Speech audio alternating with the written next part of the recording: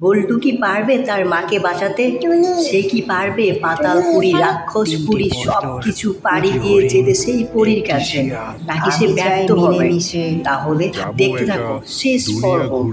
যেতে পারবো না।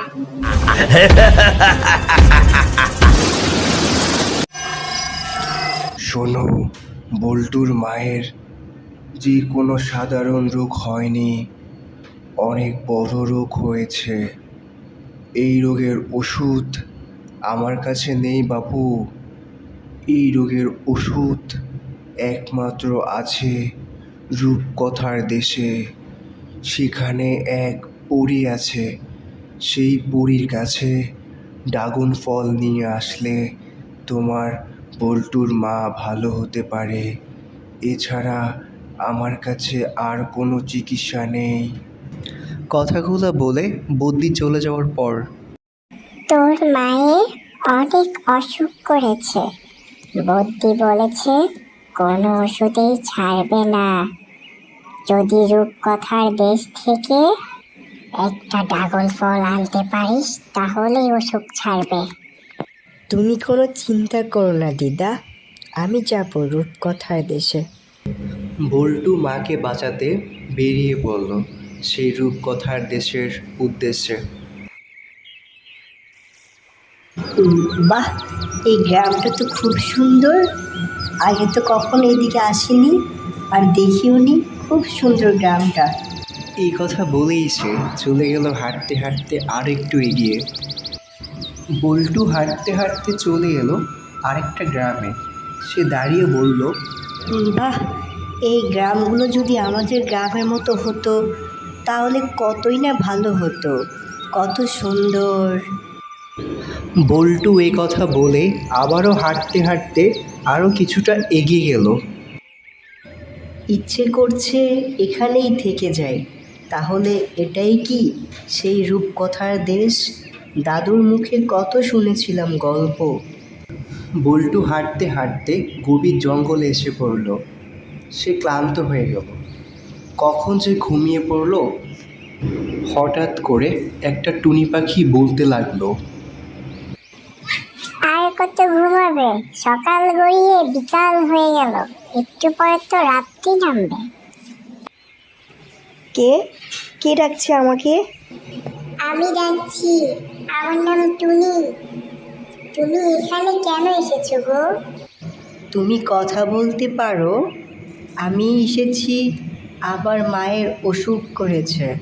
মায়ের জন্য বদ্যি বলেছে রূপকথার দেশ থেকে ড্রাগন ফল নিয়ে আসতে। তাই এসেছি আমি রূপকথার দেশে। বুঝলাম, কিন্তু রূপকথার দেশ তো এখনো অনেক দূর। তুমি এখানে ঘুমাচ্ছ কেন? কেন? এটা রূপকথার দেশ না? আমি তো ভেবেছিলাম এটাই রূপকথার দেশ। তাই তো ক্লান্ত হয়ে ঘুমিয়ে পড়লাম। ও তাই বুঝি? তোমাকে কে বললো এটা রূপকথার দেশ? এটা হলো স্বপ্নপুরী। রূপকথার দেশ তো এখনো অনেক দূর। আমাকে একটু সাহায্য করবে গো টুনি? তুমি আমাকে রাস্তা দেখিয়ে দিবে? আমি তো চিনি না রূপকথার দেশ। এসো আমার সাথে, আমি তোমাকে নিয়ে যাচ্ছি।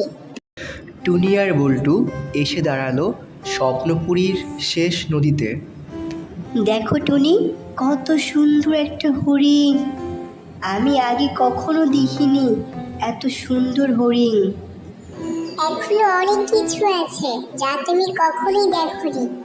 এই নদীটা পার হলেই চলে যাব রূপকথার দেশে। নদী পেরিয়ে বল্টু আর টুনি এসে দাঁড়ায় রূপকথার দেশের স্বর্ণ গাছের নিচে। স্বর্ণ গাছ, আমাদেরকে ভিতরে ঢুকতে দিতে হবে? দিতে পারি, যদি আমার 3টে প্রশ্নর উত্তর দিতে পারো। কি তোমার প্রশ্ন? করো তুমি, ঠিকই আমি পারবো। আমার প্রথম প্রশ্ন, আমাদের মাঝে কি এমন জিনিস আছে যেটা সবাই মনে করে দিনে দিনে বেড়ে যাচ্ছে, কিন্তু না, আসলে সে কমে যাচ্ছে? সেটা হচ্ছে আমাদের বয়স। আমরা মনে করি আমাদের বয়স বেড়ে যাচ্ছে, কিন্তু না, আমাদের বয়স কমে যাচ্ছে, আস্তে আস্তে আমরা মৃত্যুর দিকে চলে যাচ্ছি। আমার দ্বিতীয় প্রশ্ন, কি এমন জিনিস যেটা জোর করে কেউ নিতে পারে না, সারাটা জীবন পাশেই থেকে যায়, কমে না, শুধু বেড়েই যায়? সেটা হলো শিক্ষা, যা কখনো কমেই না। যতটাই শিখব ততটাই বাড়বে, কখনো কমবে না। একা আমি দুই হাতে করি কত কিছু, সোনাদানা সবই থাকে, ছাড়ে না কেউ আমার পিছু।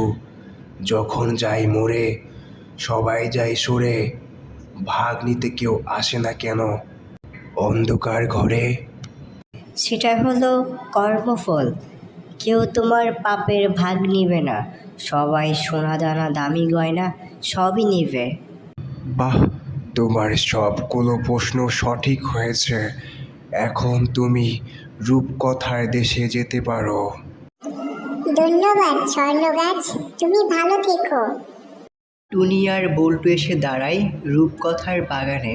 হালুম, তোমরা এখানে কেন এসেছো? হালুম। আমি এসেছি রূপকথার পরীর সাথে দেখা করতে, আমার মায়ের জন্য ওষুধ নিতে। হালুম, ও আচ্ছা, তাহলে শোনো তবে। একটি হরিণ, একটি শিয়াল, একটি রাক্ষস তোমাকে 3টি প্রশ্ন করবে, তারপরে তুমি যেতে পারবে রূপকথার পরীর কাছে। তোমাকে অনেক ধন্যবাদ বাঘ মামা, তুমি ভালো থেকো। টুনি আর বল্টু চলে যায় বাগানের পথ ধরে। বল্টু, এই সেই হরিণ, সঠিক উত্তর দিতে পারলেই তারপরে তুমি যেতে পারবে পরীর কাছে। ঠিক আছে টুনি। এই মিষ্টি হরিণ, বলো তোমার কি প্রশ্ন? আচ্ছা বেশ, তাহলে শুনো তবে। আমি চাই মিলেমিশে থাকে সবাই ভালো, গাছের ছায়া মাটিতে পড়ে, নিভে যায় আলো। আমার আলোয় তুমি হাঁটো, তবে তোমার পথ কেন কালো? এটা হলো চাঁদ, কারণ গাছের ছায়া যখন মাটিতে পড়ে তখন আলো চলে যায়।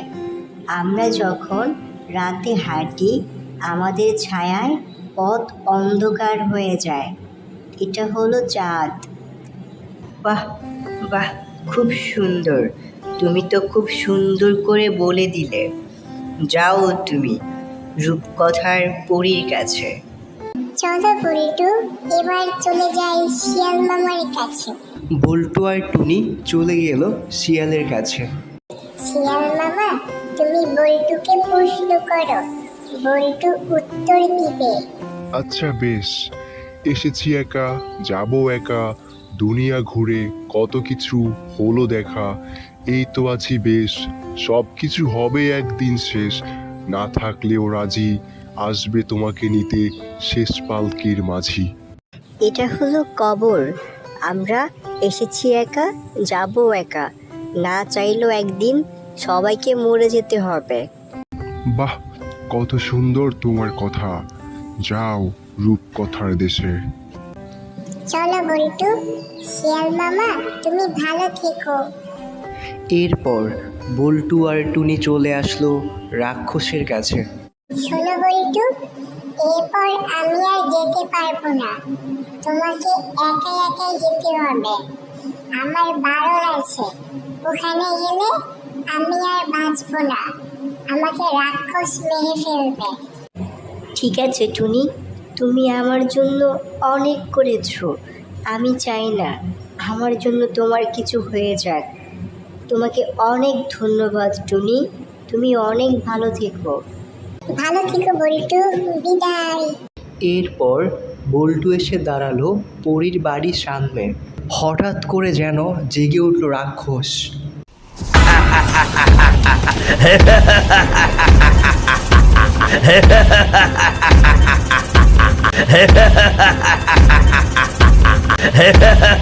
হে মানব সন্তান, তোর এত সাহস, তুই রূপকথার দেশে কেন এসেছিস?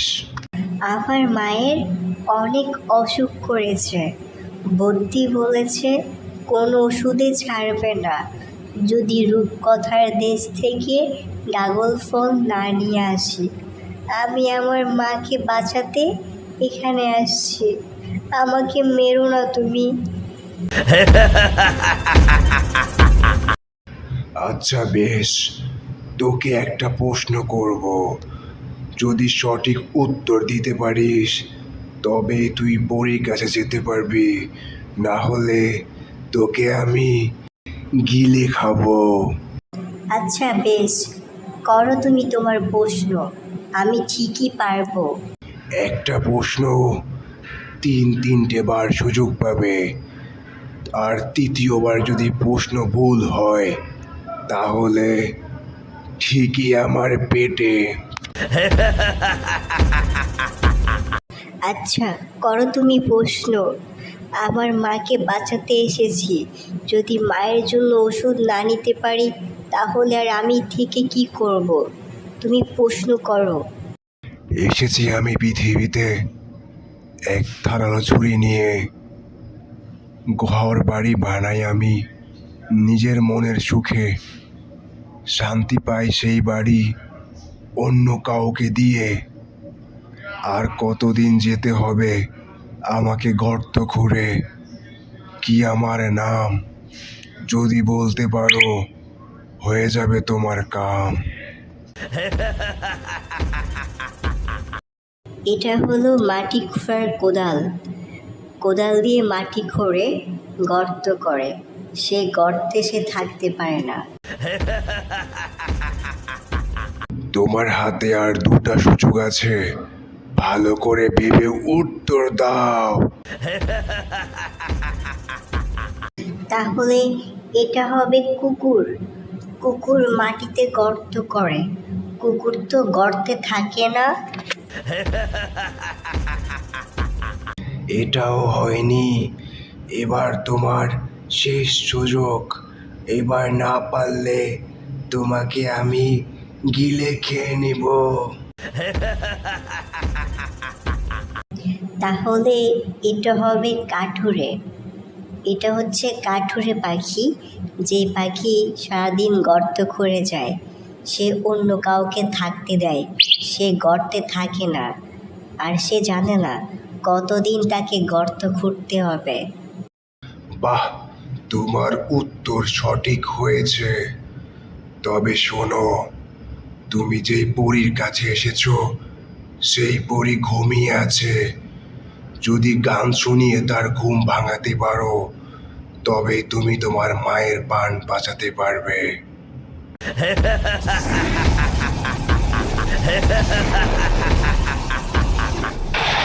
রাক্ষস চলে গেল। বল্টু এলো পরীর কাছে। এটাই তো সেই পরীর বাড়ি। ওই তো পরী পুতুল হয়ে আছে। তার মানে আমি গান শুনিয়ে পরীর ঘুম ভাঙাতে পারলেই আমি মায়ের জন্য ড্রাগন ফল নিয়ে যেতে পারবো। এরপর বল্টু কিছু না ভেবে গান গাইতে শুরু করলো। ও পরী রে, তুই শুন রে আমার গান, তুই চাইলে তো বাঁচাতে পারি আমার মায়ের প্রাণ। ও পরী রে, তোর জন্য কত কিছু দিলাম আমি পারি, তুই না এলে কেমন করে মায়ের অসুখ ছাড়ি। ও পরী রে, তুই শুন রে আমার গান, তুই চাইলে তো বাঁচাতে পারি আমার মায়ের প্রাণ। ও পরী রে। পরী তোর কাছে দুহাত তুলে করি মিনতি, তুই না এলে হয়ে যাবে আমার অনেক ক্ষতি। ও পরী রে, তুই শুনলে আমার গান, তুই চাইলে তো বাঁচাতে পারি আমার মায়ের প্রাণ। ও পরী রে।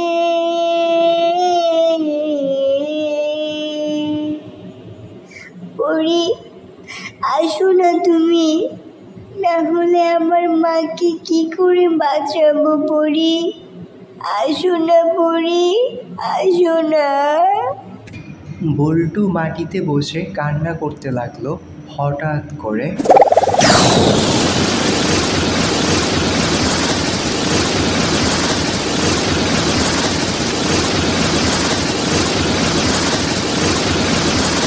কে তুমি? এখানে কেন এসেছো? আর কেনই বা আমার ঘুম ভাঙিয়েছো?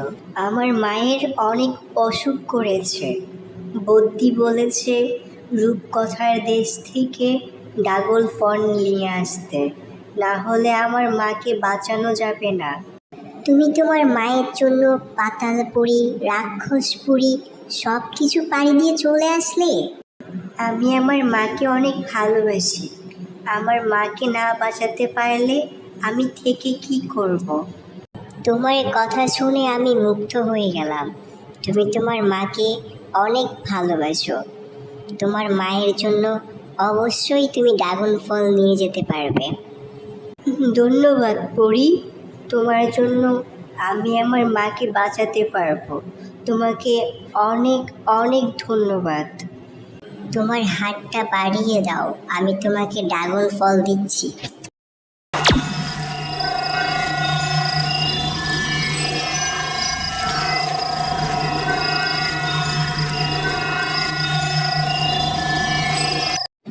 এই ফলটি খেলে তোমার মায়ের অসুখ ছেড়ে যাবে, আর তুমিও ভালো থেকো। আর কখনো এসো না এই রূপকথার দেশে। এই রূপকথার দেশে কোনো মানুষ আসতে পারে না। ঠিক আছে পরি, আমার মনে থাকবে। আর কোনোদিনও আসবো না রূপকথার দেশে। তোমাকে অনেক ধন্যবাদ আমার মায়ের জীবন বাঁচানোর জন্য। তুমি ভালো থেকো। খোদা হাফেজ, বিদায়। হ্যালো বন্ধুরা, আমি বনি আর আমি টুনি। আমাদের নতুন ভিডিও পেতে চাইলে চ্যানেলটাকে সাবস্ক্রাইব করো।